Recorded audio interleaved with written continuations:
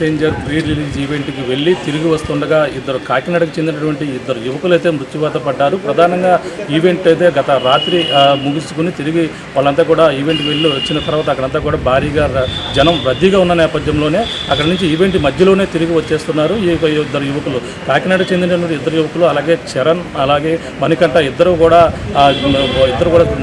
మొదటి నుంచి కూడా చిన్నప్పటి నుంచి కూడా స్నేహితులు. వాళ్ళు ఈ నేపథ్యంలోనే ఈవెంట్ అయితే చూసేందుకు గేమ్ చేంజర్ ఈవెంట్ను, అలాగే పవన్ కళ్యాణ్, రామ్ చరణ్ కూడా చూసేందుకు కూడా చాలా ఆసక్తిగా ఇంట్రెస్ట్గా వెళ్ళినటువంటి యువకులు అయితే తిరిగి వస్తున్న క్రమంలో సరిగ్గా ఇక్కడికి రంగంపేట వచ్చిన సమీపంలో ఉన్నటువంటి ఈ యొక్క కార్గిల్ ఏదైతే అక్కడ ఫ్యాక్టరీ ఉందో కార్గిల్ ఫ్యాక్టరీ దగ్గరికి వచ్చే సమయంలో ఒక వ్యాన్ అతి వేగంగా వచ్చి బైక్ని అయితే ఢీ కొట్టింది. ఈ యొక్క అక్కడికక్కడే మణికంఠ అయితే మృత్యువాత పడ్డారు. అలాగే చరణ్ అక్కడి నుంచి కాకినాడ ప్రభుత్వ ఆసుపత్రికి తీసుకొచ్చే మార్గ మధ్యలోనే మృతి చెందినటువంటి పరిస్థితి ప్రధానంగా ఉంది. ఈ యొక్క జరిగిన ఘటనపై అలాగే మూవీ యూనిట్ ఎవరైతే ఉన్నారో నిర్మాత దిల్ రాజు కూడా స్పందించారు.